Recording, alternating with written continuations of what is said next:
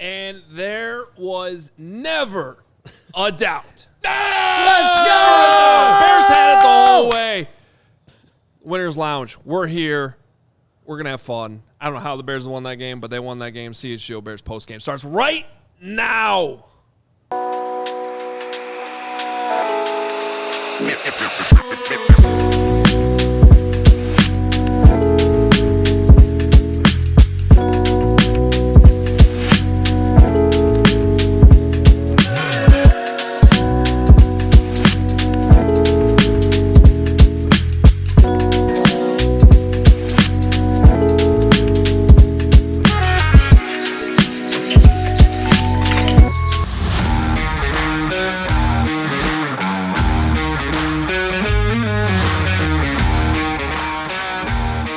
Welcome into the CHGO Bears Postgame Show.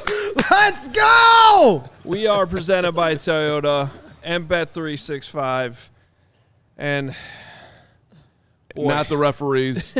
not the referees. Not Troy Aikman. And not Troy Aikman. Not you, Joe Buck. At some point, I'm going to share something that my dad texted me about Troy Aikman in the middle of this game that he's never texted about a single human being in the history of his entire life. I guarantee it. But yes, we are driven by Toyota. Let's go places and Bet365. Whatever the moment, it is never ordinary, especially with this damn football team. Use code CHGO365 at sign up. What up, Cram's Reluctant Bowels? Yes! What a way to start the show. $100 super chat. For those listening to the podcast, that's the name of somebody who just left us a $100 super chat. I didn't just randomly say that. Run game, okay. Swift playing MVP. Officiating stole that from Rome. Not right. Duvernay had good returns. Jake Moody comes through clutch. Come on, Jaquan. Tremaine played great. Still winning a little ugly, but winning. Love you, CHGO. Let's go Bears. Bear down. That's the earliest super chat in the history of super chats. Cram's Reluctant Bowels. Yeah. Live from Target. Congratulations. You are a winner. How about, all right, let's pause. Let's pause. This is going to be my goal is to have the most fun we've ever had on any postgame show, and we're going to start it out right now. It'll be hard to beat the one we had at Vegas, but okay. That is true. We can top it. But we're gonna do our absolute very best with our Adam Hoge instant reaction, brought to you by Toyota. I gotta be honest with you. I need to go on a little rant here for a second. I can't wait. Let's go. I don't know if I can do this, guys. That game took a lot out of me. I can do it. I got to tell you, Woot's not here tonight. We miss Woot. He'll be back on Sunday for the Saints game, but I needed this. The Woot pillow? Woot's emotional support pillow. Woot's watching tonight, and I needed this. I could not get through this game. That from the fumble on from Jaden Daniels until Jake Moody actually kicked that ball, I was dreading the idea of a field goal. Because even earlier in the game, to take you behind the scenes a little bit, a couple of the makes he had tonight, I was like telling these guys, I'm like, those didn't look great. I don't feel like those were like drilled right down the middle. And then he had the one blocked, which Carman could have blocked. And you survived, Bears fans. That's just what I'll say. And the Bears survived because there's a lot that went against them tonight. The officiating, their own dumb mistakes, plenty of those throughout the game. And they needed a couple breaks. They got a couple breaks because the Commanders missed a field goal earlier in the game too. And then I don't know how Stephen Nicholas called this, and we need to give him his props. But literally as the ball was being snapped, he just sort of like uttered to himself. He wasn't like really saying it to anybody in particular. He was just like, how about a botch snap or something? Bam. Jaden Daniels fumbles the ball a little bit, can't hand it off. Ball's on the ground. Bears jump on it. And somehow, not the best way to draw up the redemption angle that we talked about all week, but it still counts. Redemption. And your Chicago Bears, ladies and gentlemen, have won 3 games in a row. Unbelievable. They're on a winning streak, 3-2, with the New Orleans Saints, who are not a good football team, coming to Soldier Field on Sunday. Well, take it. Let's just go through that, by the way, because you just said they won 3 in a row. The last time they won 3 in a row was last year. They won 3 in a row to get to 4-2, and then they showed up in Washington, and then the Hail Mary happened, inventing ways to lose. Then they didn't show up for 2 weeks against Arizona and New England. Then they had the block kick against Green Bay. Then they had the overtime terrible loss to Minnesota at home where they had the ball to start overtime and they invented a way to lose there. Then they had the non-timeout in Detroit on Thanksgiving. The Bears were a team that would figure out how to lose. Nobody had ever done it better 10 in a row. They just figured out ways to do it, and then in some and got killed in some of them. Carms, I want you to say it. And now, I was wrong.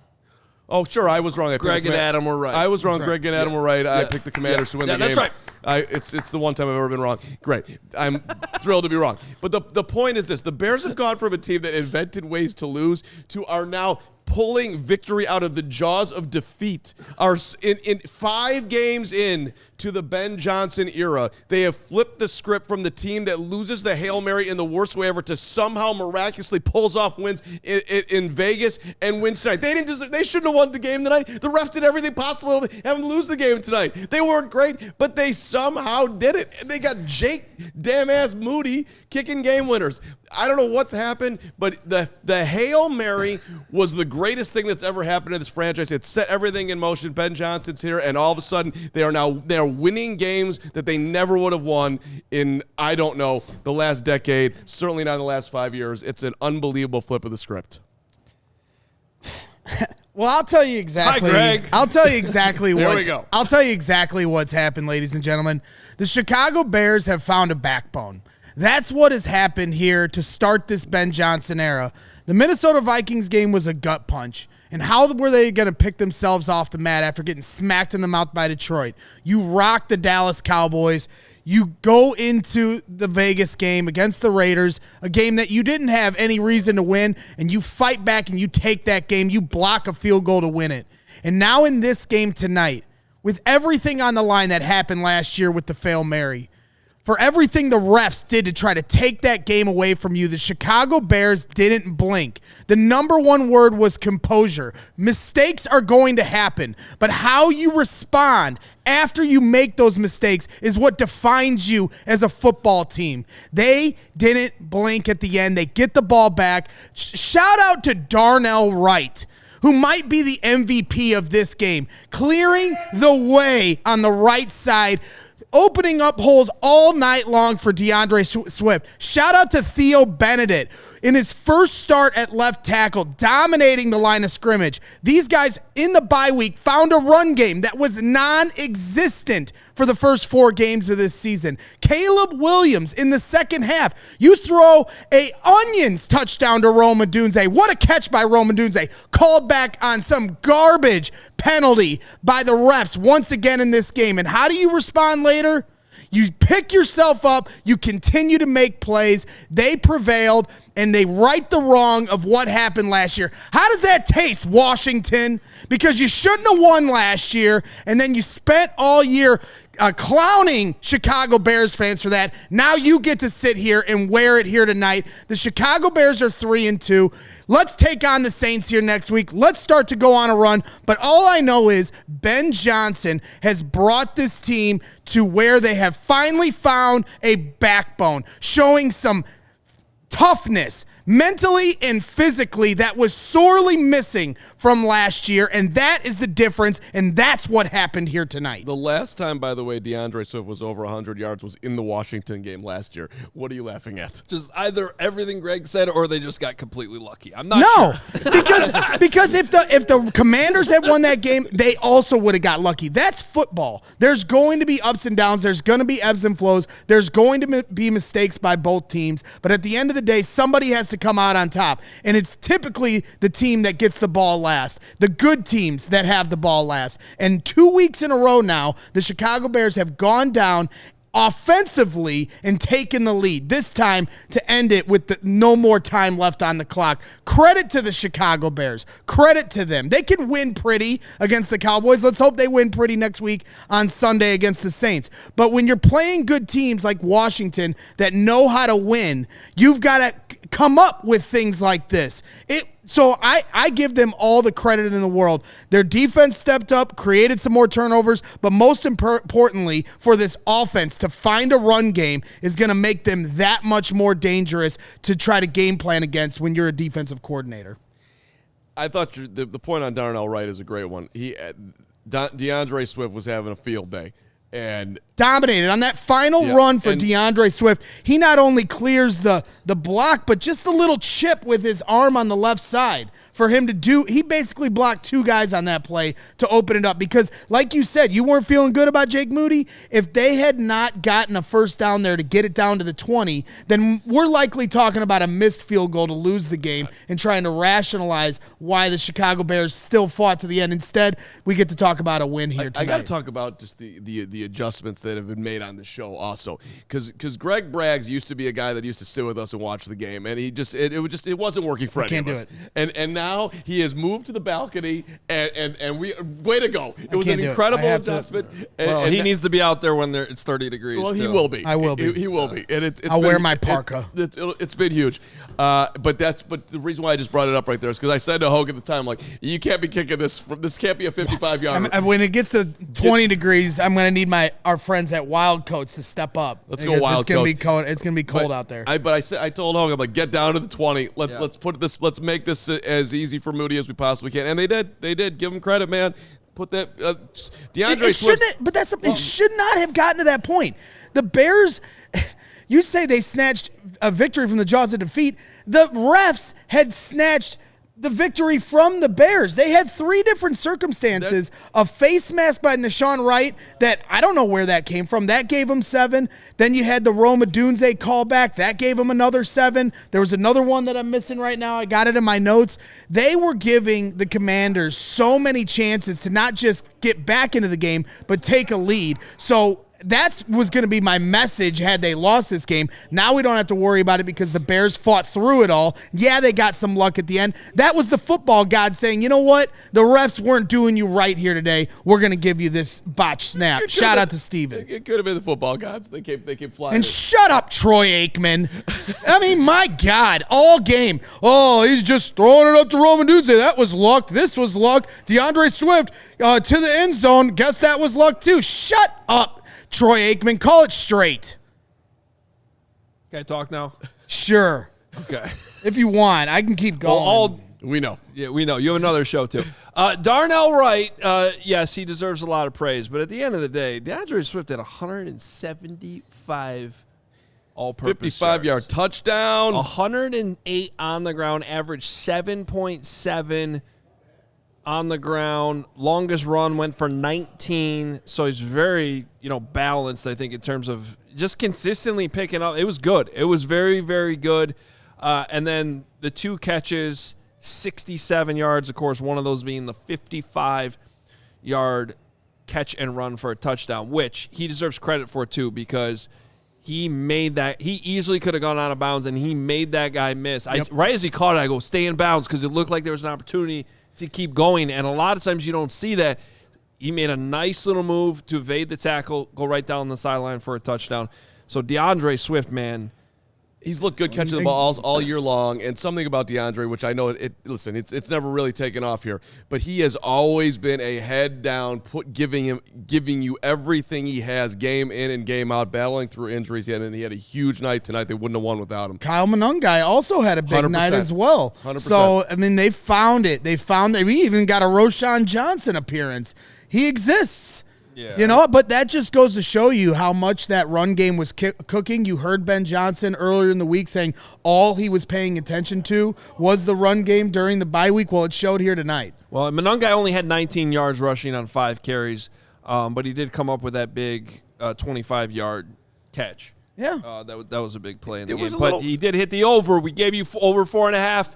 rushing attempts. Just barely got it with 5. I would like to see more. That's crazy. Well, hey, I mean, when DeAndre Swift cooking like he did tonight. Yeah, but when Roshan got the carry, I go, yeah, that's going to cost Monungai the over. Yeah, but there was a little. We felt a drop of a little 1-2 punch tonight, and it wasn't just the 5 carries, but the catch as well. Let's go. You're actually getting some running back production here. That felt so good, man. Honestly, because the drive before when they blew it with the DJ Moore, where he lined up offsides, and then the drop by Olamide Zaccheaus. That was brutal. And for them to get one more opportunity there at the end, that's just pure bliss for everything that happened last year with the Fail Mary. I mean, Tyreek Stevenson didn't have an opportunity to make a big play, but did anybody make a big play on Tyreek Stevenson tonight? So, I mean, we'll have to go back and watch. Well, yeah, the double move double for move. Jalen Lane on Tyreek. Yeah. That was But overall, I mean, they weren't picking on him as much as they were picking on Deshaun Wright. So I just think a lot of guys here tonight, Montez Sweat facing his former team, getting a forced fumble. Ben Johnson facing the team that knocked him out of the playoffs last year. Caleb Williams gets to, get checkmate on Jaden Daniels here in this early rivalry. Yes, it's a rivalry between these two. Hopefully it continues for the next 10, 15 years.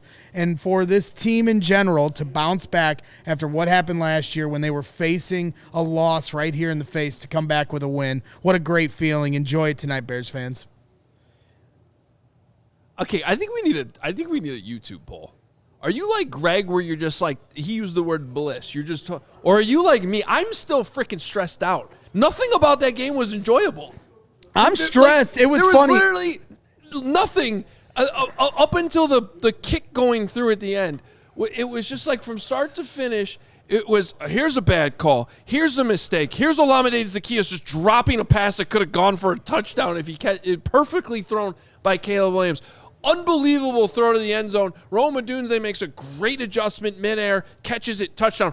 Oh, Theo Bennett, his head is lined up like what a this, joke. Like everything about that game up until the ball, even the kick, the game winner was starting straight left like he was going to miss it and somehow came back to the middle. Don't get me wrong. I was a nervous wreck. I tweeted with 2 minutes to go that I had talked all week about the team needing to show composure, and I was literally shaking during the 2-minute timeout because I was a nervous wreck, no doubt. I was dreading everything that was about to come. But for whatever reason, I guess once the fumble happened, then you're like, okay, here we go. We have a chance. But even if they had held them to a field goal and the Bears have an opportunity to go down and have a touchdown to win it, all I know, I mean, we got Lance Briggs sitting here in our studio. How many games back in the Lovie Smith era would they win like this? They'd win games like this at the end. And so, it's been a while since we've found ways the last two games to win like this. But that's how it used to be here in Chicago. So I just give them a lot of credit because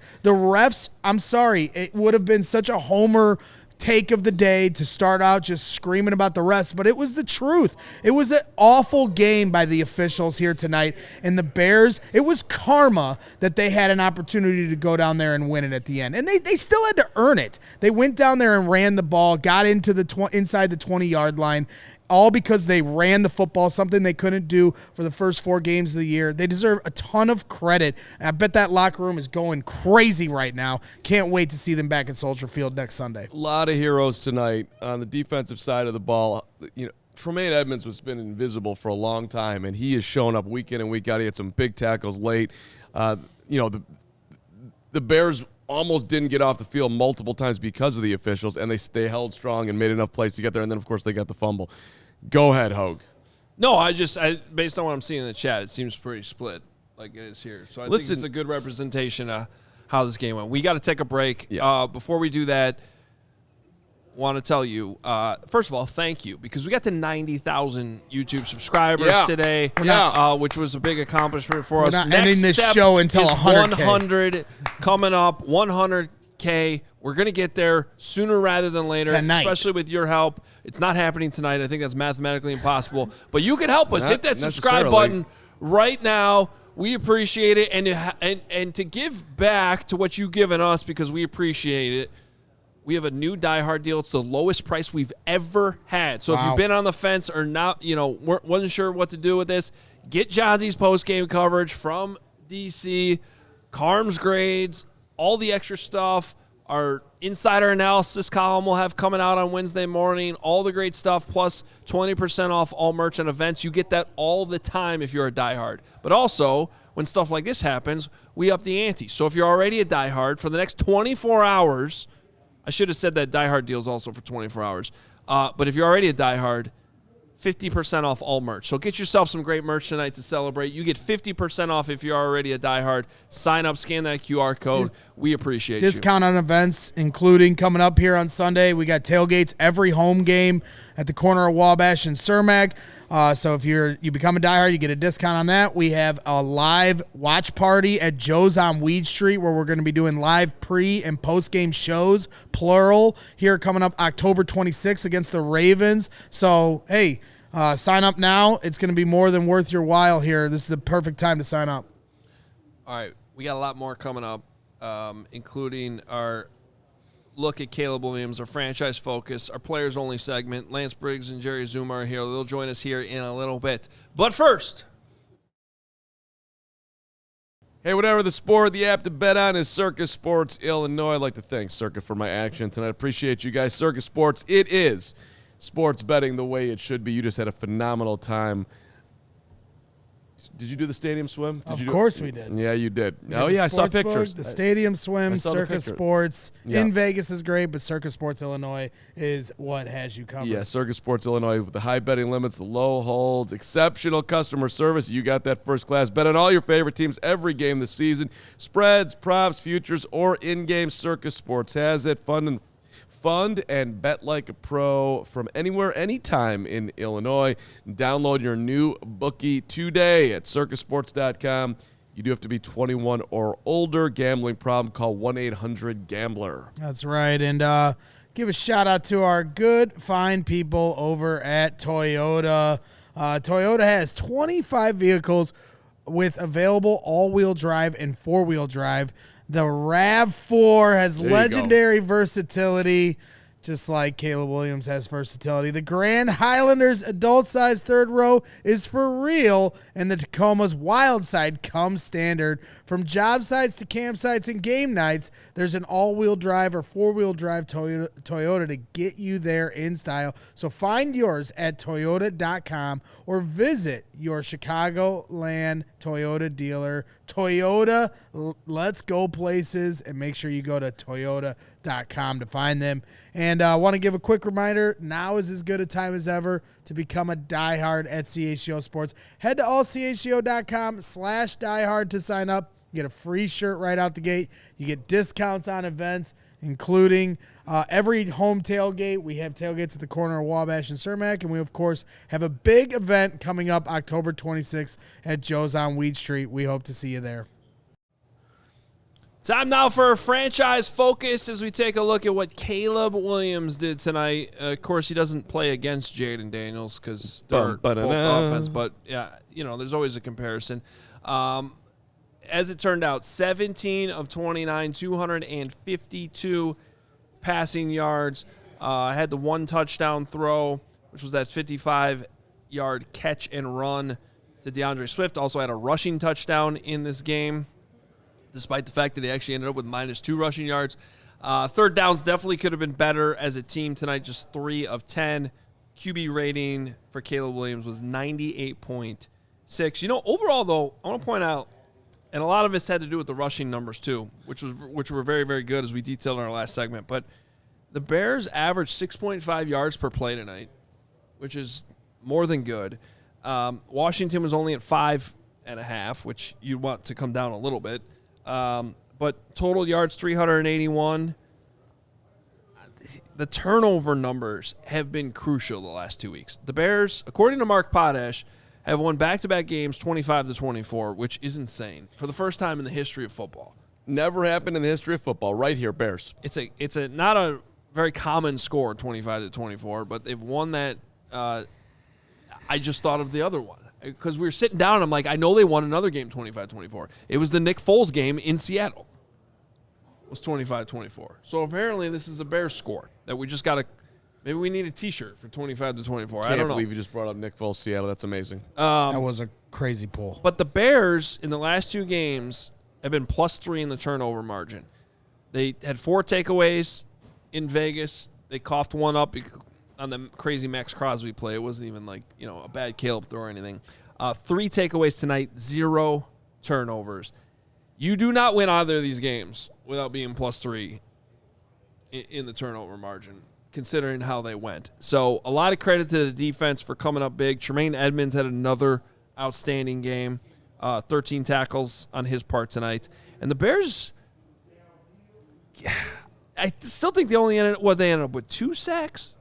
Yeah, 2 credited sacks. Javon Dexter's had 1.5. Dom Robb got credit for half of 1. But it felt like they were creating more pressure, especially later in the game. Like even Montez Sweat coming up big on that big rush where Jaden had to basically throw it away. So still not perfect. They definitely can get more of a pass rush going. But when they needed it, they kind of dug deep and made those plays defensively in the fourth quarter. Well, I mean, going back to Caleb Williams, 17, 29, 252, no picks, to your point. He did have a couple that were dropped. They obviously don't count. We're not counting them, but that goes to show you sometimes luck can be on your side. Well, that's why I like the stat turnover-worthy throws. Yeah. Which will usually those come the day later, but we'll see what that is. And that's the thing. Like through it all, the toughness. They started the game well, 13-0. The play to Rome Odunze, I still count in terms of what I see from what Caleb and Rome and Ben Johnson are doing. That was a big-time play. Yep. Shouldn't have been called back. So should have been 2 touchdowns by the offense in the second half, 2 passing touchdowns by Caleb. But ultimately, still a lot left on the cutting room floor for Caleb Williams to clean up in terms of accuracy. There were some passes that could have been interceptions. There were some plays that were gimme throws that he just missed. He didn't hit Kyle Monungai in the flat on the 2-point conversion. And so for me, I just am so encouraged by what we've seen through 5 games in terms of what we're seeing with Ben Johnson and Caleb Williams and this offense. Little by little each week, they're showing improvement. Tonight, obviously, was the run game, but we are seeing Caleb Williams persevere in clutch moments in the second half that lead the team to wins in games last year they definitely lose. There's been a lot of, Caleb, again, for me tonight, I would put it in the positive. They won. He was a part of it. And there were some great moments. And I think your point to the Rome pass was maybe his best pass of the night. That was complete what BS. What a catch by Rome, too. Great catch, but just to put it out there. And I also thought one of his incompletions tonight, which nobody's going to talk about, but it was down the right sidelines to – who was that to? To DJ Moore, where he dropped back and he just let it go immediately, and Moore couldn't corral it. But I just thought it was a good sign. He's trusting his guy, put it up there. The only guy who was going to make a play was DJ. It was a good play by the defender, whatever. Like little moments like that to me were super positive. Now the other side of it was, I thought he had his body language. His body language tonight was the worst it's been all year. He was visibly frustrated multiple times, and you saw him having conversations with JT Barrett. You saw him having conversations with Case Keenum. It was getting to him tonight, which is a great opportunity for him to learn from. This is not going to go away overnight. This has been a talking point, though, and I thought it popped up tonight. And yet, DJ Moore had the offsides penalty, and on the next play, he hits Olamide Zaccheaus in stride. Olamide would still be running had he just caught the football. There was nothing but 100%. Space and opportunity in front of him. Then, okay, you got to punt. You get the ball back on a miracle. He hits Colston Loveland. They move the chains. They hit Cole Kmet to give yourself some breathing room, build yourself some momentum. So to your point about his composure, and they even talked about it on the broadcast, how JT was trying to calm him down, well, at the end of the game, it showed through. At the end of the day, he persevered and made the plays that he needed to. Obviously, the run game was a big part of it. He's a human being. He's allowed to have emotions, all the things. And he's also the leader. It's on him to be as consistent and unflappable. Look, it's just in his second year. Got his high school football coach in the stands. That's he wants true. to win. That's true. Right. Exactly. It's an excellent I'm going to point. actually quibble with you. I don't think that you have to be one way or the other. You just, whatever way you are, it has to be in a positive way. Baker Mayfield wouldn't be who he is if he wasn't always emotional and because he rides the waves too, but it helps him. Yes, sure. But again, you could. I mean, look, if you miss a throw, you get sacked. If somebody's not where they're supposed to be, and you're upset that, and you're leading that way, that's one thing. If you're frustrated and you're turning in on yourself, or you're not reachable. And I'm not saying he wasn't. I'm not saying he went that far tonight. I watched 9,000 Packer games over the last 20 years where Aaron Rodgers was openly yelling at his teammates for mistakes. Okay, and let's talk about. I mean, if we're They gonna won plenty of games. I'm just saying. I just think we're overdoing the body language thing. Okay, there was. Well, I don't think I am. It was. I would think that it'll be a talking point this week with Ben. I think it'll be brought up. Ben's talked about it, man. Someone else just said in the comments, how many Tom Brady games did you see where he's just spending the entire game yelling at the officials? Yeah. Okay. All right. I know it's always it's impossible to make any point against the QB that's going to come back at me, but he did not. He was visibly. And they won the game. I understand. And I never saw him flappable on the field. Did any of the emotion lead to a mistake that you saw? So what I would say is... Did you think it was smart when he, one of the sacks that he took along the sidelines when he got absolutely cracked rather than throwing the ball away? I'd say the biggest moment for me when you talk about whether he was flappable or not was when he rolled out to the left. It looked like he was going to take some yards, and instead he, at the last second, tries to fire it to Olamide Zaccheaus, and he put way too much heat on the ball. Like, those are the moments in terms of accuracy when he's just way too revved up. And so in that regard, once he gets to a point of this zen calm because he understands the offense and he knows, like, when you watch Jared Goff and Ben Johnson in the quarterback series on Netflix, where like they already know what play's coming before it even comes in the huddle. That's probably years away, but when they get to that point, that's when I expect Caleb Williams to calm himself, find his zen, and be able to complete the very makeable passes without being so charged up that you're sailing it over the guy's head because you're. But I guess I totally agree with you. But my point is, like, that's just going to come with time and experience. Yeah. I don't want him to change who he is right now. I just want him to learn. It's like a PCA thing for the Cubs, right? Like yes, that's. I don't know who that is. I'm just kidding. Yeah, I'm just saying it's similar in that regard. Like, do you want it? Yeah, you want him to be fired up. He cares. But as a quarterback, that's why like some Bears fans were getting mad. And Troy Aikman was brutal tonight. But the one thing I won't agree with Bears fans on, where they were giving Jaden credit when he was cool, calm, and collected on the sidelines when they're down 13-0. I think the best attribute Jaden Daniels has is that he is unflappable. He is calm, cool, and collected. Right. Very Derrick Rose-like, and Caleb's not like that. Caleb is all about fire and intensity, and sometimes that can work against you as a quarterback. He's got to find his chi. And I'm not condemning the guy. I'm just saying he's not perfect. And so this was what happened tonight. There was a lot going on out there which would make complete sense for him to be frustrated. And to the point, look, just unflappable man moving forward. He's working to get to that point, and maybe he'll get there. I wouldn't bet against him. This is going to be a talking point, though. They're trying to coach him to get to that point. I guarantee they will be working on what went on tonight this week and reviewing everything that was going on as far as the up and down emotions of the night. All right, you be you, Caleb.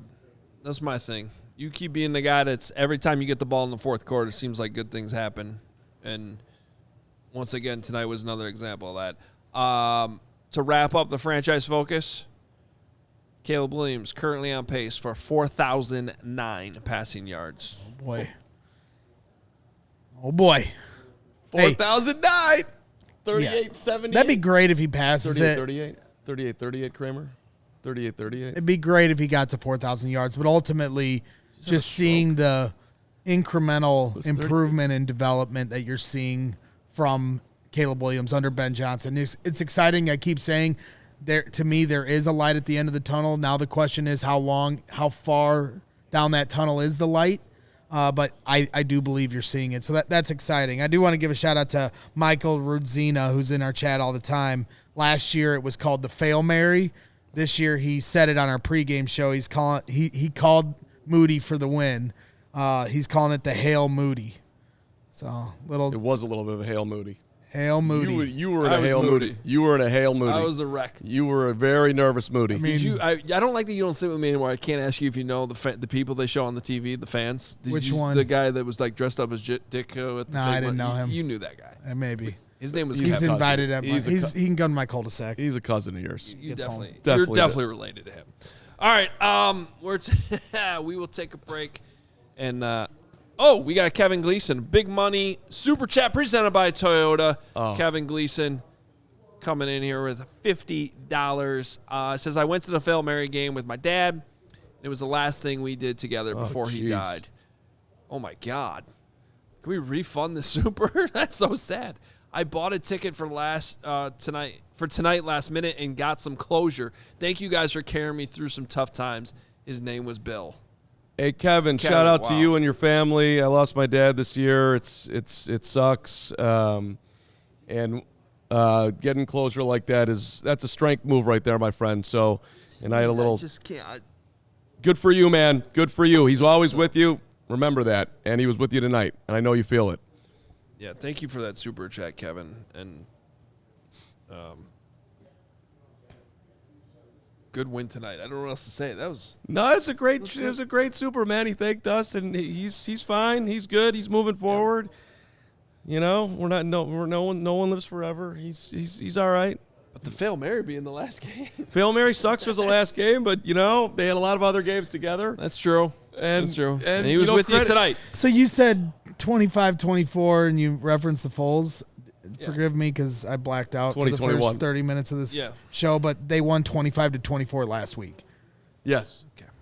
It's the first time in the history of... Listening is really hard. First time in the history of the NFL it's ever happened. All right, Lance Briggs will be with us. Really? Yeah. We'll be right back. Hey, coaches. I know you're out there. Listen up. If you're looking for some athletes to train, you want to give back, you want to make some extra money, Eye on the Ball is where you need to be. It's very simple. You create your own profile. You upload your background check. Boom, you're in. And the new promo is out there for you, the coach who knows the game. It's free for you for 6 months. That's right, free. And then just $50 a month. That's like a half a session maybe. If you're stud out there, $50 a month or $500 for the whole year. Athletes of all sports, all ages can find you directly. Basketball, football, baseball, tennis, whatever it is, swimming, you can teach it. They're looking for you. So if you're ready to grow your coaching business and reach more athletes, go check it out right now. EyeOnTheBall.net. That is EyeOnTheBall.net. Don't wait. The athletes are already there looking for you. That's right. And got to give a shout out to our friends over at Four Seasons. Got some bad news, Carm. Winter will be here before you know it. I like winter. Bears. Winter's already here for the Chicago Cubs. But is your home's heating up for the challenge? If you have a plumbing emergency, who do you call? Four Seasons. If you have an electrical emergency, who do you call? Four Seasons. That's right. If you need a new hot water tank installed today, who are you going to call? Four Seasons. That's right. Now is the time to schedule your Four Seasons furnace tune-up. Thinking about a whole home generator? Well, we've got you covered with Four Seasons. And Four Seasons, they guarantee same-day installation for all your heating, cooling, plumbing, electrical needs with no extra charge for nights, weekends, or holidays. Furnaces start at $39 a month, and furnace AC combos go from $57 a month. Four Seasons Heating, Air Conditioning, Plumbing, and Electric has been serving Chicagoland for over 50 years. Your trusted local experts are Four Seasons Heating, Air Conditioning, Plumbing, and Electric. Visit FourSeasonsHeatingCooling.com for all their special offers and money-saving coupons. That's FourSeasonsHeatingCooling.com. Back here on the CHGO Bears Postgame show presented by Toyota and Bet365. Time for our players-only segment. And tonight... we have Lance Briggs, we have Jerry Azumah, and in place of Corey Wooten, I'm holding the Woots emotional support pillow, which I needed very much tonight, as 55 you saw. I apologize. Guys, I want to start with the run game, and you can take it offense or defense, but one of the things I think needs to be discussed coming out of this bye week, they said that they were working on it, and it seemed to pay off because – all of a sudden, DeAndre Swift's getting 7.7 yards per carry, and defensively, they were doing a better job of stopping the run. Yes. I hope this is the beginning of what we should expect each on a weekly basis. Yes. Each week, everybody, I get a lot of questions about DeAndre Swift. A lot. Do you like him? Do you think he's the guy? Do you think that, do you think we should get somebody else, this and that? And I always answer the question, I like him. Yeah. I like DeAndre Swift. Yes. I think he needs a better compliment, but, the way that he ran downhill with holes today is exactly how we kind of expected him to play. 1,000%. And it was definitely a glimpse of who the Bears can be in the run game. And if we can do this in the run game on offensively, we can be extremely dangerous. We can be the team that is now fighting for playoff spot or have secured a playoff spot.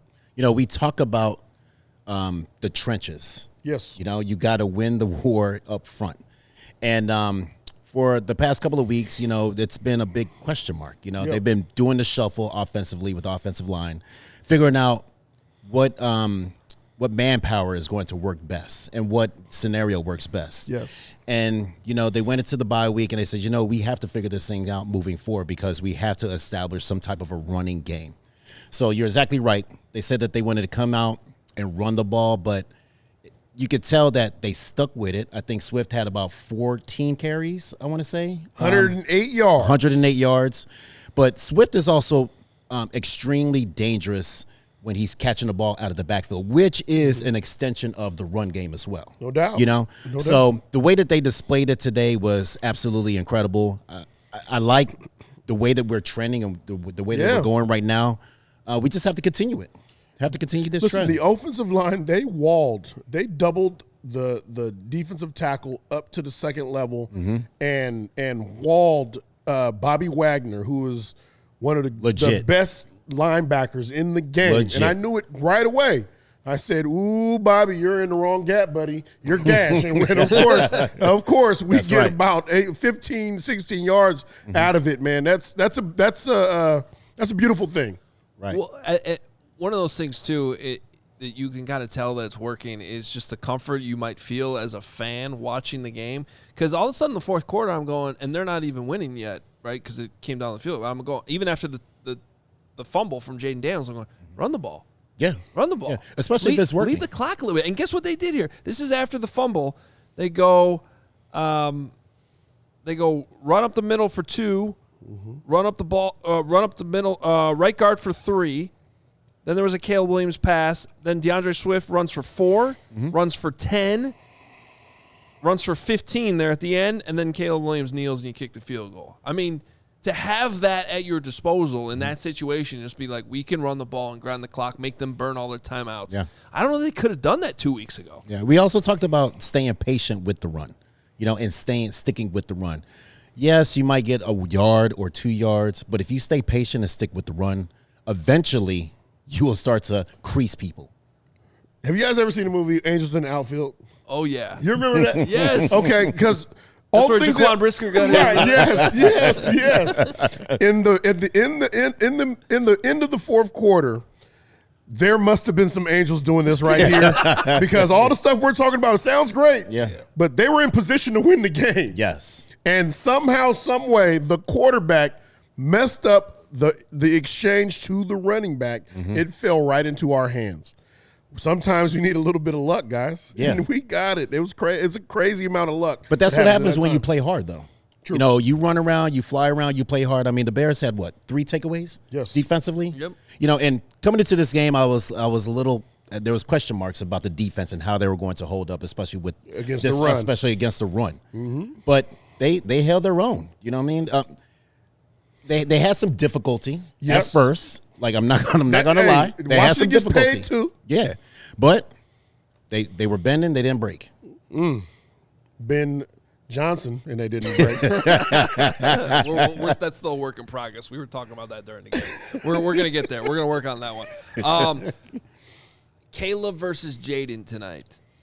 I think the numbers, at least just on They were close. piece of paper, show that Jaden's Very close. passer rating was better, but he did have the pick and obviously the fumble at the end too. Yeah. What did you guys think? I mean, Caleb tried to throw some picks. He really did. We escaped a couple of situations with Caleb, with him not throwing some picks. Thank goodness. I think both of them threw an amazing pass that was called back. Yeah. Jaden threw a great pass early on in the game, ended up getting called back, and of course, touchdown. Caleb threw a touchdown to Roma Dunze that got called back. So when it comes to the battle of the 1s and 2s, I think it held up to it was fun. It was exciting. No doubt. Yeah. I hate,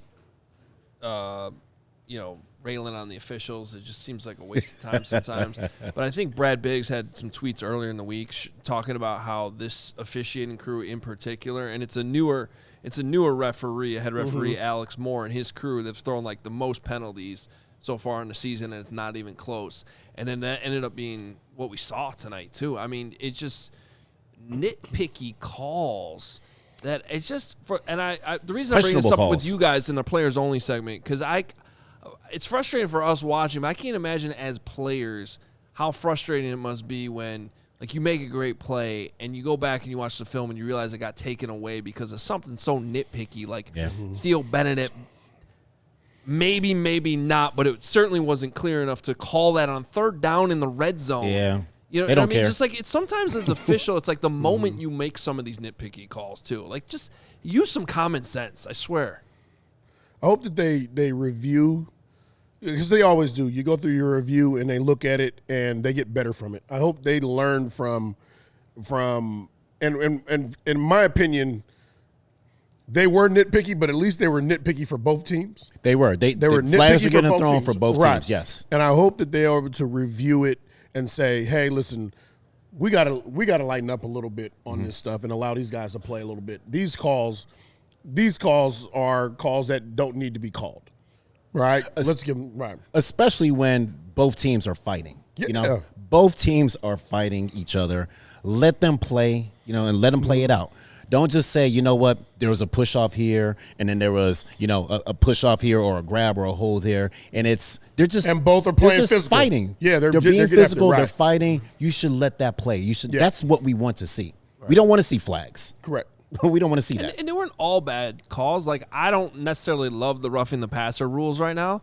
But Montez Sweat, you hit him in the head. You can't do that anymore. Like I don't like it, but you can't do it. But it's incidental. I get it. It's so incidental. It's not going to change anything. I agree. I agree that I don't love the rule, but on the list of penalties tonight that fans were getting upset about, same thing when Brisker went low on the quarterback. You just can't do that anymore. Well, I hate it. Kind of got pushed too. Yeah, he did kind of get pushed. That has to come into play in the defender's approach to the sack. That has to come into play at some point, as we review it. That was one of the deals that was important when we were playing together. Mm-hmm. I got pushed into a quarterback. They wanted a flag, but referee said, nope, he pushed him into him.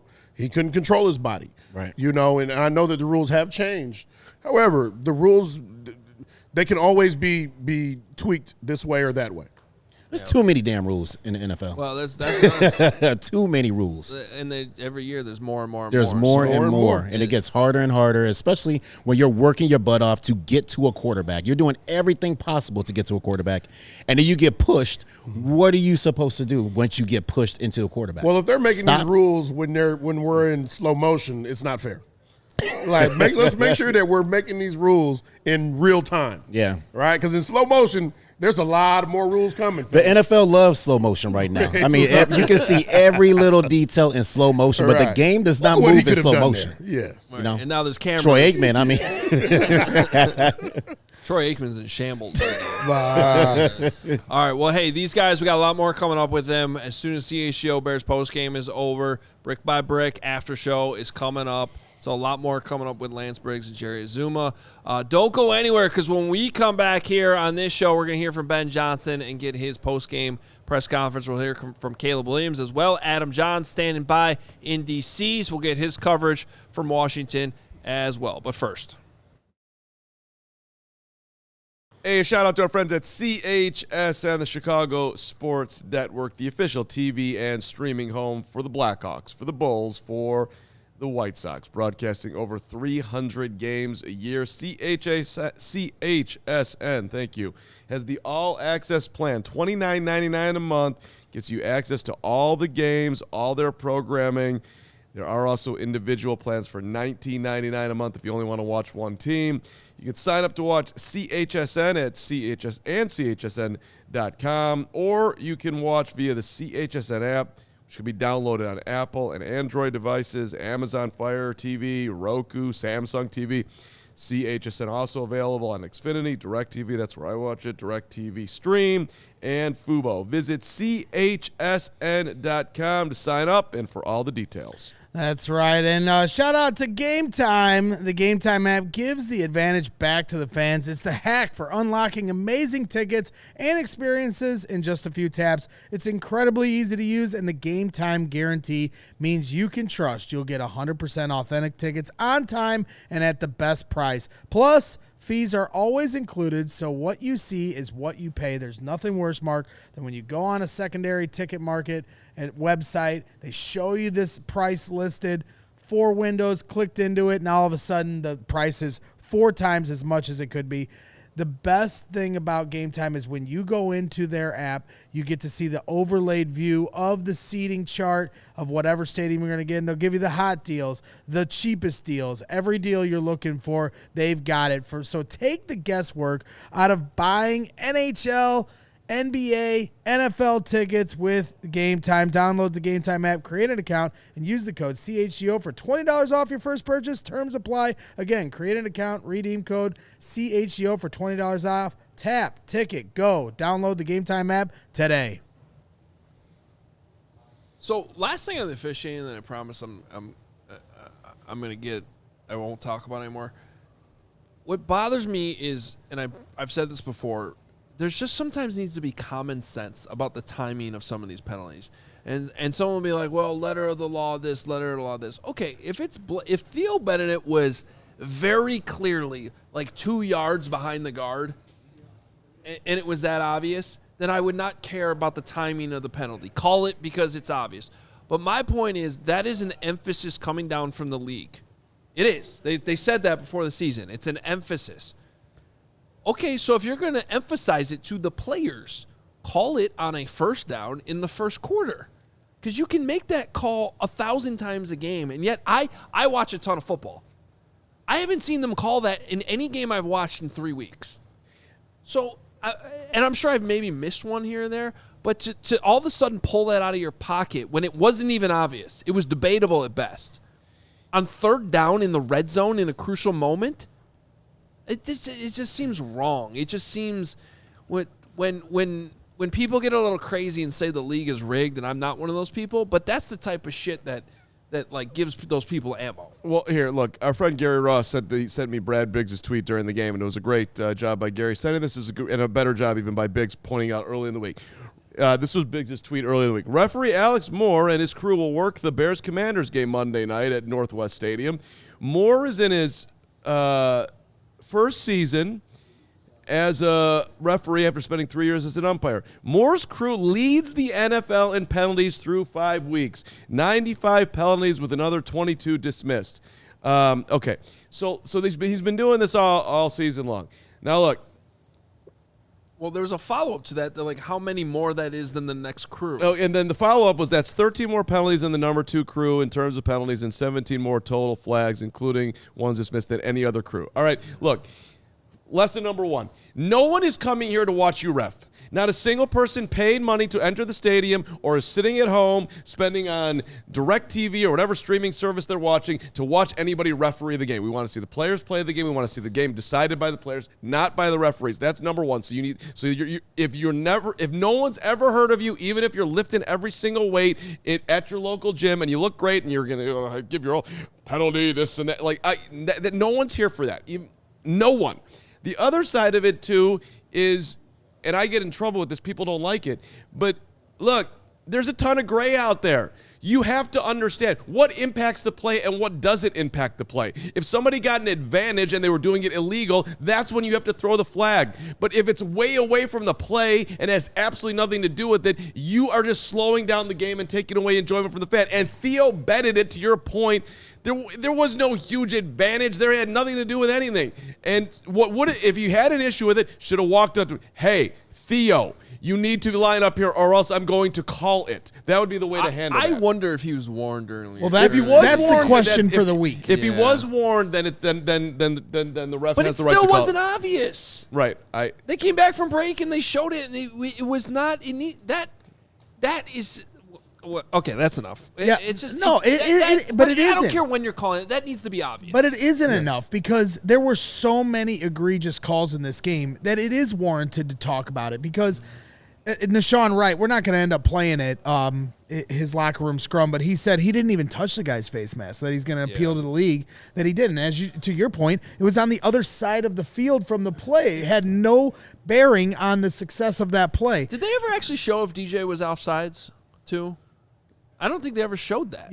You have the Theo Benedict. Then the funniest part to me, and this is going to the other side of this equation, is how the refs are calling the game, and then how Troy Aikman is calling how the refs are calling the game on the telecast. When Colson Loveland, they call it a push-off. Well, he didn't even need to do that. He didn't do anything. Sorry, mouse in the house. Colson Loveland's got this guy, in a leverage situation because he's bigger than him, and they wipe away that. Then on the Nashawn Wright play, they're not calling it straight. And then when the Commanders get a touchdown, he's like, oh, well, it was a natural pick play.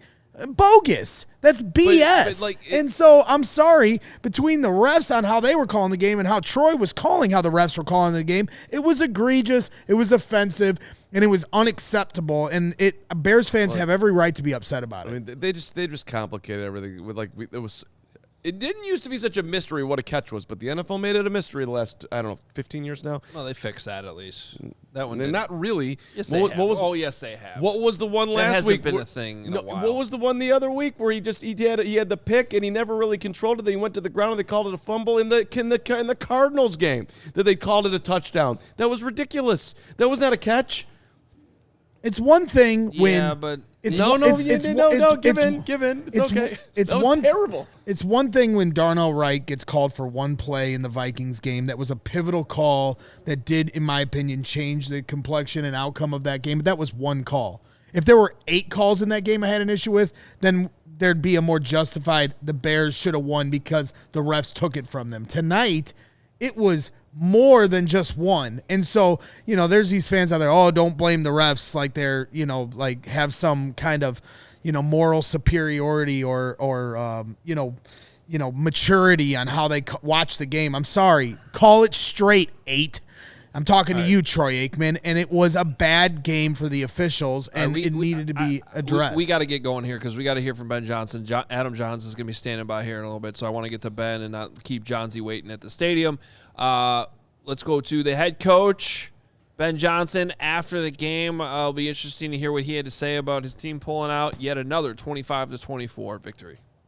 I'll go and open it up. Thought it was a really good team win here. That's a really good opponent that we went against in a very hostile environment, and I thought all 3 phases came through for us when needed. So, it was not our cleanest game. We made a number of mistakes, and penalties were an issue, but once again, our team was resilient, and they found a way to win. So very proud of them. I thought defensively the takeaways were huge for us. Obviously, I thought Dennis Allen, I thought the defensive staff did a phenomenal job coming up with a sound game plan. That's a very difficult offense to try to have answers for, and yet they were able to come up with something that we felt good about, and then the guys went out and executed it as well as they possibly could. So big shout out to them. Couple guys got game balls here tonight.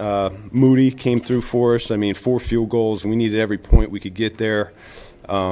Getting called up there at the last second, that was huge for us. And then Swift got the other one here as well. So over 100 yards rushing for him, season high, and 7+ yards per carry. So that last drive was a lot of Swifty there, finding a little crease and getting us into field goal range for that last kick. So with that, I'll go ahead and open it up. How crazy was it to see a kicker like that come in from the practice squad and have a type of game yet? No, I wasn't surprised at all. We've seen him in practice now for a number of weeks. That's one, and then we also know what he's capable of. He's made big kicks in big games over the course of his career so far, so none of it was surprising. I think that's who he is, and I think that change of scenery was really good for him. You had the one that was blocked a little bit earlier. Did that, in terms of the whole operation, what do you think, what happened on the block, and did you address anything, change anything for the last game? Yeah, we'll have to go back and look at the tape. I think the picture showed we might have had a little penetration there in the A gap, and we'll see if we got the ball up high enough as well. So we'll go back and look at that. That was Swift. He might get kind of lost in all the other storylines tonight. What did he mean to what you guys were doing offensively? Oh, it was huge. I mean, this is the best, the most efficient. We've ran the ball all year. Really felt an attitude with him. He did a great job finding a little crease and stepping on the gas, as we talk about. Played a physical style. Not only that, I mean, that the catch, 55-yard touchdown was really a game changer for us. That was a time in the game where we needed a little spark. We're kind of, faltering just a little bit as a team, and all it takes is one guy to make a big play like that and really ignite us again. And so I think it's who I really thought he was going to be going into the season. Is we're looking for guys that can elevate the people around him, and he did that here tonight. Yeah, also, it was it's kind of counterintuitive to go to the running back and run the ball as much as you did on that final drive with the clock running down. What gave you the confidence that Swift was going to deliver? Well, it wasn't only Swift, but felt good about how our guys up front were blocking. I thought that was the cleanest they've played as a whole up front, tight ends included. Our receivers are blocking really well. Going to that last drive, I was thinking this is going to be it for us. And so with that being said, I want to make sure that they didn't have a rebuttal drive either. So told Caleb on the headset, tell the big guys up front that we're going to ride the run game on into the victory. So they came through for us. Coach, you talked about the hostile environment. What would you say about Caleb, the way he managed his motions, ties to the area after everything that happened last year and coming out? Yeah.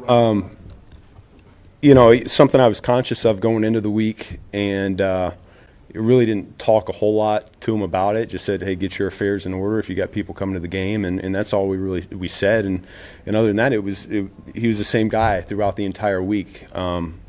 Last night, we're having our last few meetings, and some guys like to go see family or people in the area, and he's there, and we're having our quarterback meeting, and I see him in the chow hall having some snack late at night too. So I mean, he was locked in, and he just was all about trying to find a way to win this game and do a good job for his teammates. So really proud of how he handled the week. Ben, within the run game, we saw a few different ways to get guys the ball, whether it's a pitch or a toss, straight handoff. Like, how do you know when to kind of dial up the creativity when it comes to getting guys the ball? Yeah. No, I honestly, this was probably the smallest menu we've had going into a week, and maybe that has something to do with us being able to execute a little bit better, a little bit less volume. But like you said, we had just a few different ways that we wanted to attack this team, and they did a good job executing it. And I know your message a couple weeks ago was, the book on the Bears is that they can't close, and then you close against the Raiders, you close here. What does that say about kind of the way this thing is going and where it could be headed? Yeah, I think it says a lot about our locker room right now.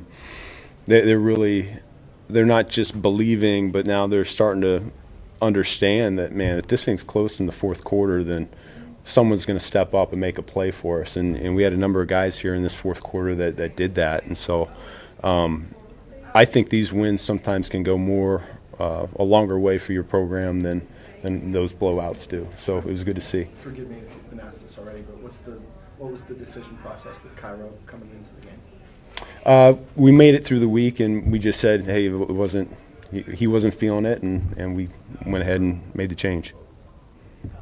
Ben, you said during the week that the Hail Mary had crossed your mind, but you were going to let them kind of handle it. How did you see that from the Hail Mary from last year? How did you see that play out tonight, and did winning on the last play have that extra feel, kind of like you were talking about? Yeah, I mean, we didn't talk about it as a team. What's in the past is in the past, and I wasn't here. Probably half the team wasn't here, so we've all moved past that, and I think they understand that. I know some guys spoke on it and gave their 2 cents, but beyond that, I mean, it wasn't a big deal. Yeah. Thank you. Coach. Is there anything more refreshing than Ben Johnson? Seriously, Hoge. Like, would you rather listen to a Ben Cola? Would you? Well, great answer. RC Cola is a great answer by Steven there, and that's Just damn good cola. I had an RC Cola in the middle of the game. RC Cola, damn good cola. Ben Johnson is a damn good coach. How did we get Ben Johnson? Do you remember what we were playing last year? That was so refreshing. Well, we got him because of Caleb Williams. Okay. We got a little off the Hoge is just. That was a result we're just having off-air conversation we just had while we were. Hoge's just twisted, and I try to help. And I'm poking the bear right now. Yeah, it's just I don't know. All I heard is the head coach say that a lot of people could have gone and seen their family last night. A lot of people did go see their family. He was at Chow time. He was at Chow Hall. Chow Hall. I didn't even know we had Chow Hall. Chow Hall. Hey, that's awesome. We got Chow Hall. It sounds delicious. I would love a Chow Hall. What do you want to do now? Because I see our guy is. Looks like we got Adam loading Jahns. up, man. He's John's from the locker room. We are going to hear from DeAndre Swift. We are going to hear from Jaquan Brisker. We're going to hear from Jake Moody. Bragg's got a show after this. You still doing Brad's working on he's working on his show right now. You're doing a great job. I hope they're doing it. I promoted it 3 times. Sit down, Johns. He's getting in position. What is this? He wants to have a good background. Just put him on. They started bulldozing that stadium early. I see. It looks like he's in the middle of it. He's You guys want to look at it real quick? Here you go. I'll give you a view as they clean up the stadium. Yeah. Oh, look at that. Clean it up. Look at that awful Clean press it box up, view. Commanders. Clean up that L you just took. Yeah. You need to thank the Commanders. The Commanders have made your life so much better. You need to send Jaden Daniels a thank you card for. You need to do all of that, because if that didn't happen, they wouldn't have gone in the tank, and we wouldn't be where we're at right now. I just had to go through the 10-game losing streak to get here. Now you got beautiful Johns ready to talk about a victory. I'll ask the first question. No, I have a very specific question. Okay, for him, great. right off the top. Johns, who is that in the middle of the kicking competition years ago? The one that had the helicopter kicks that you hated? Casey Benarski. That was your guy. I know. That guy put more kicks into the bushes at the marshlands in Lake Forest than any other guy, but you love them because he did like acrobatic flips, and you thought he had the athleticism, he had the viral videos, but you were wrong, Adam Hoge. Your special teams expertise was just starting to blossom. Yeah, we weren't quite there yet, and you were on top of the fact that the ball was spinning in weird directions and rotations, and it wasn't that. But the reason I'm bringing this up, I don't know what you're based on the view you just showed us from your bad vantage point of the press box. I'm not sure how dialed into this you were, but Jake Moody's first few kicks, and then obviously the one that got blocked. What was your confidence level as he was even lining up for that game winner there at the end? Oh, guys, what did I just cover here like a year ago? What have I covered for the past 10, 11, 12, 13 years covering this team? Like, I'm used to covering the opposite of this, walking into a locker room that is dejected and trying to explain and rationalize what just happened on the field. But this time, it's the Chicago Bears taking advantage of a fortunate break. The fumble. It's the Bears getting in position with some physicality in a run game and staying in bounds. The quarterback staying in bounds and not going, running out and stopping the clock. It's everything working for the Bears in the final 3 minutes, and then you see the successful field goal. Adam, I'm expecting the worst. I've been conditioned to expect the worst in things like this. So, like, if you heard me in the press box when Jaden Daniels fumbled, like, I let out a literal laugh. Like, I couldn't believe it. Like, this is actually bouncing in the Bears' favor. I think a few people looked at me after the laugh, the pretty audible laugh that I had in the press box, but it's kind of unbelievable to cover if you're asking me. What did Jake Moody say about his night and how it all unfolded? So it kind of started last night when he was sleeping in a bed that wasn't the size that he wanted. So he got a smaller bed. He kind of joked that it was a twin bed. And then he had problems with the water at the team hotel where he couldn't get the right temperature. So he had to take a cold shower before the game. And he said that might be part of his routine. So that's how it happens. That's how it happened before the game. He knew coming to the stadium that he was going to kick for Cairo Santos. So as soon as he got here, he tried his best to get on the same page with his holder, Torrey Taylor, and his long snapper, Scott Daly. And they had to do so, guys, in less than ideal conditions. You see the guys out here picking up the field a little bit. It was rainy, it was soggy, it was misty. Then the rain was windy, kind of blowing in sideways, and it came down pretty heavy. So the conditions for his debut with the Bears was less than ideal too. But it all started with that cold shower at the team hotel. Well, I mean, so you're saying you were expecting the worst. Understandable the way things have gone the last few years for the Chicago Bears, but you've been in this locker room for the last 2 wins, Bears finding a way at the end. And I'm just curious because it feels like a statement game. This is probably their first signature win for the Caleb Williams era. It's the first signature win in the Ben Johnson era. Does this feel like the culture, what you're feeling in that locker room, talking to guys like Jaquan Brisker, do you feel like it's a tangible evidence that the culture is shifting here in Chicago? Well, I still think we have to see a bit more. Like there were some fortunate breaks that went the Bears' way. I would say this, Greg. They're in position to be lucky, right? They're in position to make plays in Las Vegas where things go their way, where they get a third down stop and the kick is far enough where you get the angle that you want and you're able to play a tell that you got with your own scouting to go aggressively block the kick in Las Vegas. Here, you take advantage of a break that goes your way when Jaden Daniels loses that handoff to his running back, and they're able to go down the field without any errors, without losing yards. Like even when Caleb Williams loses yards, he stays in bounds to keep the clock moving. Like that in itself, like taking that kick with time expiring, that in itself, Greg, is notable to me because it seems like the process is working. Like it's getting on the same page with your brand new kicker and asking him where he wants the ball. Like how many times have we covered situations where the Bears, where they're not on the same page with their kicker, or you leave time on the clock for Hail Marys to happen? This time in Landover, Maryland, there was no time left for the Hail Mary, and the Bears got their kicker in position to succeed. That in itself is notable. That in itself is a reflection of what Ben Johnson is trying to change. It's a positive reflection in terms of what he's building right now for the Chicago Bears. So I don't mean to get too carried away, but just the process at the end of the game to take advantage of that lucky break, it stands out to me considering what I've covered in the past. Hit the like button for Adam Jahns making the trip out there, covering it for us. Hit the like button for 3-2. Hit the like button for 3 wins in a row. Hit the like button for 25-24. I could keep going, but I will stop now. Johnsy, if you had to rank the happiest Bear in the locker room that you came across tonight, who would it be? Torrey Taylor.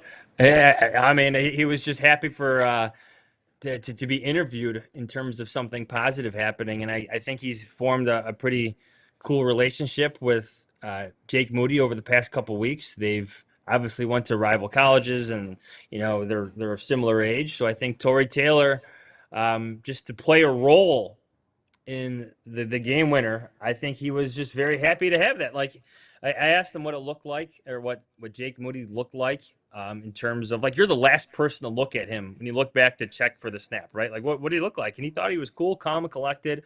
So if you had to ask me, Carm, I would say Torrey Taylor, but there was a lot of happy players in the locker room today. Did anybody notice on the one miss that Moody had, Taylor stared at him for a really long time, like looking back at him before he called for the snap, and then it never really synced up right. I will not be the guy to go up and ask Torrey this week in the locker room, but if you guys want to do that, I'd like to find out what was going on in that play. But anyway, okay, I'm the only one that noticed that. You and Torrey still aren't. And we're not. It's just, we haven't talked in a long time, and I just, he doesn't like me, and that's okay. Did it have anything to do with you questioning his draft pick for like 3 years, even though he's only been here for? I mean, they shouldn't have drafted a punter in the 4th round. That's not his. I'm not saying it's him. I'm talking about polls. He should be the one that's mad, or not mad. He should just say, "Carm, you're right," and which is, I'm sure deep down he knows it by now. You're never wrong. Very rarely. Except unlike the three of the rest of us here talking right now, we all picked the Bears. You did not. That's right, Johnsy. Johnsy, even Mr. Johnsy optimism. He was on the Bears. He was on the Bears. My prediction was a Cairo Santos game winner, to cap a game-winning drive by Caleb Williams. Obviously did not foresee him re-aggravating his quad injury, but what a night for Jake Moody. What a cool story, really, for, it to transpire the way it did. Just his own story beyond the Hail Mary here lingering over the entire franchise. Did you say 26-24? Wasn't that your prediction? Or am I 26-24. 26-24. Correct. Missed it by 1 point. It's a good job. And it's that's honestly on you because you should have known the Bears like to win games 25-24. This is their third. It's a thing. This is their third one since 2001. Hey, or 2021, I should say. I know you talked to a couple other guys in the locker room. What else do we need to know from a jubilant, joyous, victorious locker room? Nashawn Wright, right player in the right spot at the right time. They figured that the Commanders were going to run the ball in that situation, and they were going to be aggressive and just in terms of stopping it. And he was the player in the backfield to take advantage of the botched exchange between quarterback and running back in the Commanders' backfield. So, right player in the right spot at the right time who got called for an awful penalty. I'm sure you guys talked at length about this already, but he was just as baffled as you guys were and everyone watching in America about his face mask penalty. And there were just a few calls that obviously didn't go the Bears' way, but Nashawn Wright happy to be there in the right spot at the right time in the right moment. What any other gold stars you want to give out before you get out of here, Johnsy? Because I know Cole wants to move this along, and Bragg's got a whole nother show he's got to do. But any other gold stars? How about DeAndre Swift and just the running game working tonight? Just the way it did with violence and yards, and Darnell Wright playing through his injury. I think he blocked 2 guys on that sweep and that final possession. Theo Benedict, obviously he had a bad call go against him, but I thought he helped the run game get going today. So he deserves one of Carm's gold stars. I think the offensive line overall, like how many rushing yards did they have today for this malign rush game for the Bears? They had 27 carries for 145 yards. So that's a good day for the offensive line in the run game after all the issues in the first 4 games. And, he went over 100 yards himself, DeAndre Swift. That doesn't happen. Yeah.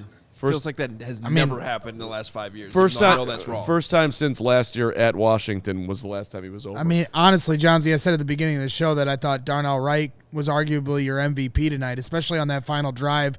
They seem to have found something at the end, pitching it outside and letting Darnell Wright get out in space. To your point on the pivotal run, he does block 2 guys. One hands one dude and then drives the other guy to his right to open up a lane on his own for DeAndre Swift. So, Ben Johnson said all he thought about was the run game for the last 2 weeks. It showed tonight for sure. Yeah, I think he found some answers. I'm looking forward to watching the tape to find what those answers were that you can't see in real time. But this run game, it was clicking from start to finish. I like the average. I like the violence that it showed, and I like how the personnel changes. Well, one really at left tackle, just how that helped propel things here in Washington. If I'm Ryan Poles, I'm calling up Theo Benedict's agent tomorrow morning, and I'm working out a deal. I've been on this. Sign Benedict now. He was awesome tonight. My Theo Benedict. All right. And become a diehard to read Johns' article on Theo Benedict because your life will be better.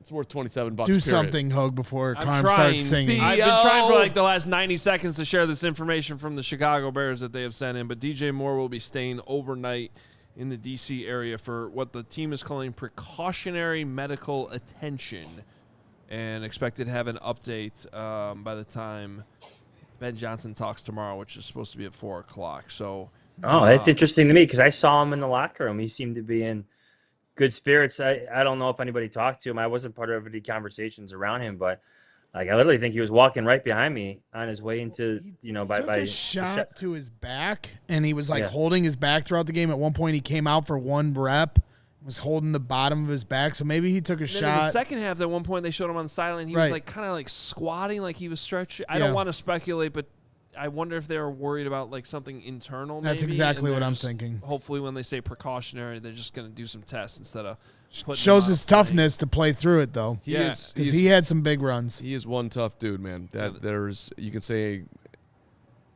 a lot of things about DJ, but questioning his toughness would be ridiculous. Yeah, absolutely. Johnsy, great stuff as always. If you want to read Johnsy's coverage from D.C., become a diehard right now. We're celebrating getting a $90K, so it's $27 for the first year. It's unlocked for you guys right now. You can get all the coverage from DC, and of course, we'll have a ton for you during the week. Our insider analysis column, all kinds of stuff as always. Great stuff, Jahns. See you, boys. All right, and Jahns will also be before he leaves town tomorrow. We'll have Hoge and Jahns for you live at 9 a.m. tomorrow morning. And then it will be me, you, and Lance Briggs here at 1 o'clock. And then Greg Braggs will have After Dark with his After Dark people. That's right. At what, 6, 7? 7 p.m. Central with Shane Marsaw and Draft Dr. Phil. Oh, my God. Draft Dr. You've Phil met them tomorrow? both at the tailgate. I did. They love me. Lovely people. They are. They were amazing. Yeah, I'm excited for it. Carm's really struggling with this mic. It's rough.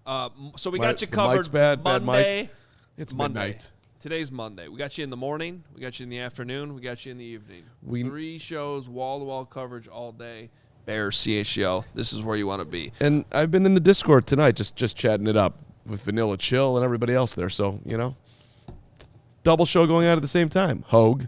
I would like to hear some locker room sound if we can. Let's go to Jaquan Brisker since we got the video from the locker room. Nice job by Johnsy sending this in. Jaquan Brisker. And Sharkey. Apparently alongside Kalen Sharkey as well. Here you go from the locker room in D.C. Close to another dogfight. What do you think you guys are learning about how to win these close games? Yeah, just staying true to us. Really just not giving up. Keeping our composure. Just staying focused on the next play and things like that, and just playing together as a team. What did you see on your first interception of the season? We were in some type of zone. I seen the quarterback looking. The receivers was kind of open, and I just just playing it and took the ball away and then tried to take it home. But got tackled by the quarterback. Which is like when you see that ball come out in that big situation, the shot get on it. Yeah, they finally threw it my way. It's been 20 games since I got a pick, so it was good. Finally got the ball. Amazing. Fire just said it feels like you guys are on a culture-changing streak right now. Like, what sense do you get in the locker room that there's a new sense of belief that this team has? Yeah, it's definitely different in the locker room. Like I said, it starts in practice. You can feel it. The energy is different in practice. The way guys are getting closer. The way we meet, without the coaches and things like that, and then the way we communicate on and off the field, it's amazing. You can tell, things are trending up, and guys are believing. Does it feel like this is a game you maybe don't win in the past? Yeah, possibility. Yeah. What have been the keys to the takeaways that you guys have had week in and week out? Really, like I said, starting in practice. Coach Al, all the coaches said we need 3 or 4, interceptions, and guys are staying true to that. Guys are hungry, ball hungry, and we want the ball. So, and you could tell. Obviously, weather was going to be a factor tonight with the ball security. Yeah. You see the ball pop out there at the end. Like, what did that do? Like, I guess just take us through kind of what it was like on defense to get that turnover. Yeah, we needed it. It was a big one. It was 3rd and 1, 4th and 1, and we wasted a timeout. It was 4-minute situation, and we were in a certain call, and the ball ended up coming out, and we took it and gave the opposite ball back, and they won a game for us. To win ugly like this, I think that's what Caleb called it last week. Yeah. 2 weeks in a row. What does that show you about where this team can go? To be able to be on the other side of those close games. Yeah. I feel like we're trending up, like I said. In the past we might have gave up, but guys stayed true. Guys never give up. Obviously we get the ball back to the offense, and the offense put it in for us, and he made a good field goal, and we got a great W. Did you think you blocked? All right, Jaquan Brisker in the locker room. Energy. After the Bears win, and that's what he just said when we talk about, is this a culture changer? And he said it's about how we're practicing. And so to me, that goes to show you the difference between last year and this year. This team believes and is putting themselves in the positions to win games because of how they're preparing, and that's because of Ben Johnson. So the good, better, best train continues to roll along. I was worried about Jaquan, too, because he missed some time there. I was worried that, some concussion issue had propped back up. People were speculating. That obviously was not the case. And big interception tonight, played well. Good to see. All right, let's get to some big money super chats, always presented by Toyota. And we had some big ones come in. We'll do Jordan Brody here, $100. Got some big 100 ones that have come in tonight, and we greatly appreciate all the super chats. Jordan says winning is so much more fun than losing. That's a great point. That's really way to go, Jordan. Bears managed to make this a rivalry. Super impressed with the Canadian Eagle tonight. He was awesome. Yeah, he was physical. What a cool story. He was great. I loved it. For the diehards out there, make sure you check out Johnsy's story from this past week if you didn't catch it before, because it's really, really good on Theo Benedict. Brawlsack, our guy. Brawlsack coming in with $100 and a YouTube member I see with that gold star. I love you, Is that Brawlsack. why all of a sudden you're asking all of our guests for gold stars? Nope. Because you're like seeing it subconsciously on the YouTube memberships? No, it's just there was a great segment that I thought of. It's sweeping the nation, and I'm just going to continue with it. Gold stars. Okay, Brawlsack, $100. I can't even. Taco or burrito, something or other. I love you, Ben Johnson. Investigate the refs. Moody, folk hero. I mean, that's the life of a Brawlsack right there. Normally, he gives a great endorsement to Yeah. the fine people at Taco Bell. It wasn't your best effort there, Brawlsack, but $100 super chat, we'll let it slide this time. I thought you were great, Brawlsack, and I would never disparage your name. I get it. We're all mentally just warped after these last couple games. Austin Moore, $50. The wrong QB won tonight. The better QB turned the ball over multiple times. The haters are sick. Let me redo this one because I got to do it. I see what he's doing here. Austin's a beauty. The quote wrong QB won tonight. The quote better QB turned the ball over multiple times. The haters are sick. The believers are never going to forget those that doubted. Bear the F down. Austin's so consistent. Austin's so good. He also, Jaden Daniels almost had a fumble earlier in the game as well when he made that little scramble and it came off his leg there and he jumped on that one. So, again. Listen, if Jaden Daniels takes care of the football late in the game, the Commanders win the game. I don't know what happened on the whatever happened, but literally all he had to do was not fumble the football, and he did. Mark Gauthier going strong in the middle of the night in the UK. $100 super chat. The Bears are 3-0 since Wrigley, the Irish Wolfhound pup, became a member of the Easing Wold Bears fan club. Wow. Let's go, Wrigley, the Irish Wolfhound. The goat. Look at that dog. We're going to need, yeah. What a freaking game. It's 4:24 in the morning, and I'm not going to be able to get any sleep because I'm celebrating with you boys. Bear the F down. You know, that dog looks elite. And I've had Luna the dog over the weekend, and Luna's been coming very strong. I'm getting Poppy tomorrow. Everything's turning up for us dog lovers. Way to go, goat. Thank you for sharing that with us. You needed to know that. We'll get one more from our guy who kicked off the show tonight. Crams Reluctant Bowels. That's my guy. That's my guy. Look at him. They're not very reluctant. $100. Appreciate the big super chat. Says Hoge, the dread was as real for me too as my visits to Target after my morning latte. Never mind. We won't go down that road. Thank you, Cram, Bowel, Reluctant. We're still gonna have a meeting about that whole segment that happened. No, we're not. Yes, we are. We are not. No, there is. I think Brandon Spano's gonna be there too. Oh, great. He was in the chat tonight, Brandon Spano, the private chat. Yeah, the text. Brandon Spano might be the biggest Bears fan out there right now. He is a big Bears fan. Yeah. Okay. No? No. Well, yeah. He should be. I understand he's invested because he likes the show and he wants the Bears to do well too. But deep down, I think he's just becoming a Bears fan. And he's a huge Caleb fan. And he loves you, Hoge. Well, you should be a huge Caleb fan. Why wouldn't you be? Hey, our segment.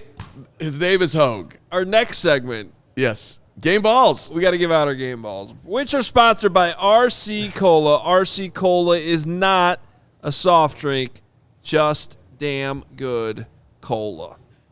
So good. So good. You know who's so good tonight? DeAndre Swift. They needed a running back performance like they got tonight, over 100 yards. This one's easy. DeAndre Swift gets my game ball. Who's next? You want it, Gregory? You want me to go? You can go. Go ahead. I mentioned him a couple times tonight, but I'm going to stay with the chalk here. Theo Benedict. I like it. Last week, right tackle to left tackle. 2 weeks after the bye, they give him the gig. And what does he do? I saw him physical. I saw him moving. I saw him athletic. I read stories about him eating worms. The Bears have found their left tackle, baby. Theo Benedict's going to I predict Theo Benedict is going to be playing that position for a long time here in Chicago, and he's going to become a Chicago offensive line favorite the way of a Kyle Long. Theo Benedict, my guy, you get a game ball. There we go. Gregory. There we go. My game ball goes to Ben Johnson. Something that we have asked for time and again here in Chicago is a coach that makes adjustments. And we've seen it here in the last 2 games in the second half. When our backs are against the wall, things aren't looking good from a momentum standpoint in making adjustments. But more importantly this week, for him to make the adjustments with the run game during the bye week. The Bears have not been very good coming out of bye weeks for a long time now. And this week they come out and they nearly rush for, 160 yards? What did we say? 145. 145 Roughly. On the ground. And obviously DeAndre Swift and Theo Benedict, who also got game balls tonight, have a lot to do with that. But Darnell Wright has a big part in that. So does Joe Tooney and Drew Dahlman and Jonah Jackson. And Ben Johnson called those guys out here as the weeks were going on in the bye week, saying these guys need to open up some holes. It's not just the running backs that need to take accountability. And tonight, the adjustments on the offensive line, bringing in Theo Benedict, and the adjustments of how they're blocking it up made the dividends and have opened up a whole new layer for this offense and is going to be able to do dividends here going forward for the passing game as well. So shout out Ben Johnson. You're turning the culture here in Chicago. Credit to you, my friend. Good, better, best. Steven's pulling a Carm right now. Steven's pulling a Carm right now. I sneezed. Good job. This game ball is also to our incredible chat tonight, always supporting me, and Hoge and Gregory. You guys were fantastic. From the Gooch Pulling a Greg right now? What are to you the doing? Luminous to the Dr. Truth to the Crystal. Crystal still up. What do you mean pulling a Greg? He's always doing this with the chat. I normally just yell at the chat. Yeah. I never yell at the chat, even though the chat yells at me. Yep. Preston, you're the man. All right. Hey, make sure you tune into the Brick by Brick after show. It Yeah. is starting here in mere minutes. Jerry Azumah, Lance Briggs are going to give you all their insights on this big win. So don't go away. I see 5,000 of you in the chat. I better see all 5,000 of you showing up here in the How many middle of likes the do you night have? to watch the Brick by Brick after show. We have 1,389 likes. Nice. And do we add more YouTube subscribers, I hope? Oh, yeah. Hit the subscribe button. Let's get What- to 100,000. Just do a couple more super chats. I know. before we I go. was going to ask Steve. And can we Get, put up get the Pex Huss again? in there. Get Javen Terry in there. Get Peanut Punch in there. Pex. Yeah, Matt Peck had one in there. Our guy. Oh, Peck with Make the sure you're $20 checking out him on the Bull Show all the time. They're killing it. Bulls are back. He said $20. Gentlemen, my TV could file a harassment lawsuit against me after that one. Good Lord, the heart attacks. Love y'all. Thanks for being there. Always for our fellow Bears fans. Bear the F down. Yeah, we had What a good Peck. Thank you. our Hawks guys were in here tonight because the Blackhawks were playing at the same time, and I walked over to ask Jay about what was going on in the game, and he was just like, "I can't stand this Bears game right now." I'm just like, By the way, I was an emotional wreck. everybody should know that Hoge wants off the Bears show and on the Hawk show, but he won't leave us because deep down, Why would you start rumors like that? you do. You want to be Steven, what did Greg Baggs You're a season ticket holder to the Jr. Hawks? say I know. I here? like being a fan of the Hawks. I don't need to. You want to do the Hawk show? Okay. If they ever want me to, I'd be happy to fill in. But don't start stuff. My shout out to my guy Greg Baggs Jr. He's like my nemesis. He was in the Cubs chat here after the end of their season, the unfortunate end. But shout out to the Dodgers. Brewers can take that L tonight as well. Greg Did they Baggs, lose? they lost. They made it interesting at the end. Greg Baggs Jr., nothing like a heart attack game. Jake freaking Moody for the win. Joe Buck and Troy Aikman should be banned from Chicago Bears. Bear down. This Bears team is getting better little by little, brick by brick, if you will, Mr. Baggs. You know, final thought on Joe and Troy. Don't get stressed out by them. No. We're gonna call them out. No, do you know who called Game 7 of the World Series? The Cubs. That's fine. Okay. It's fine. I got to share a story real quick before we go because you guys know my dad, Papa Hoge. I think even people in the chat feel like they know my dad. He is the nicest, calmest, most mellow, never gets mad at anybody person. I got a text from him we had a great event, by the way, right over here tonight, supporting the Vol McClure Jeff Dickerson Foundation because it was like a watch party. I couldn't hear a lot of the first game, so is this like anti-Troy sentiment was building? I didn't even really know what he was saying. And I got back here like right as the third quarter was starting, and I look at my phone, and I have a text from Papa Hoge I don't think he's ever said this to or about any person in his entire life. And it said, F you, Troy. Seriously. Except, the full word, the full version of that. And I was like, what did he do? Yeah, just relax. No, we're not going to relax. Don't tell Papa Hoge to relax. I'm telling Papa Hoge to relax. No. Papa Hoge needs to relax. Well, Papa Hoge is sound asleep right now. I guarantee that. We got to give a shout out to the guy in Denmark who's watching this show at 6 in the morning as well. So shout out to Denmark. Do we do Clayton Ferguson, the $99.99? $100? Shout out to James Doherty. Shout out to your mom. It's her birthday. $20 super chat. We appreciate you on that one. Lassie Agdal, 5:30 a.m., probably 6 a.m. now. Clayton Ferguson, $100. We got to get Clayton in Had here. the frozen lose on deck. Some Chicago handshakes. Mike Cullen sick for work tomorrow. What a great win to redeem last year. Simply put, bear down. $100 super chat just dropped in here to finish things up from the Gooch. The Gooch. I don't want to go out on a limb, but this game felt like a turning point for the Bears. Go Bears, go CHGO. We appreciate you, Gooch. Big one next week against the Saints. Emma doesn't like that word. I just keep saying it. Emma just snorted for the Gooch. Gucci. Gucci. And Emma just started crying and ran away. Bill, $100. Unsung hero DJ Moore and his blocking and sacrifice all night. Go Bears. We need to get out of here for Brick by Brick. I just want to say this on the way out. There's a huge difference between 3-2 and 2-3. That was a big effing win. That was a big effing kick from Jake Moody. You better get Maldonado in her, too. Don't leave Maldonado hanging. Don't interrupt my final thought. Don't leave Maldonado hanging. You just talked through the $100 super chat I just gave. Which one was that? You were the one you were singing through and not paying attention through. He deserved a song. No, it wasn't him. All right. Now I forget what I was going to say. Whatever. We have 900 shows this week. I'm sure I'll get it out then. Alex Maldonado, $100. First time super chat. I love you guys. I love the Bears. We did it. The Bears are back. Jump into the Brick by Brick after show. Get all your super chats and questions into Lance Briggs and Jerry Azumah. We'll keep this party rolling. What about solid angle? One more time. Get the angle in there. It's a good angle. As the computer is going to crash. I was going to say, does Carman even see that thing's spinning?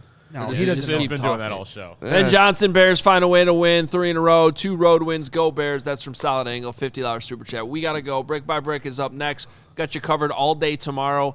In the morning with Hoge and Jahns, in the afternoon with CHGO Bears, in the evening with what do we call the Monday night show? We're Bears After Dark. There's 900 shows. I Bears can't keep After track. Bears After Dark. That's not Brick by Brick. This is Brick by Brick coming up next. So we're still not done here. Brick by Brick. I'm going to listen on my way home. On what is now a Tuesday morning. We're past midnight. 200 subscribers added during the show. Wow. You can hit the subscribe button on your way out. Monday through Friday at 1 o'clock. Pre and post game. Breaking news. 100,000, not that far off. Okay. Let's go. Be a subscriber. It's free.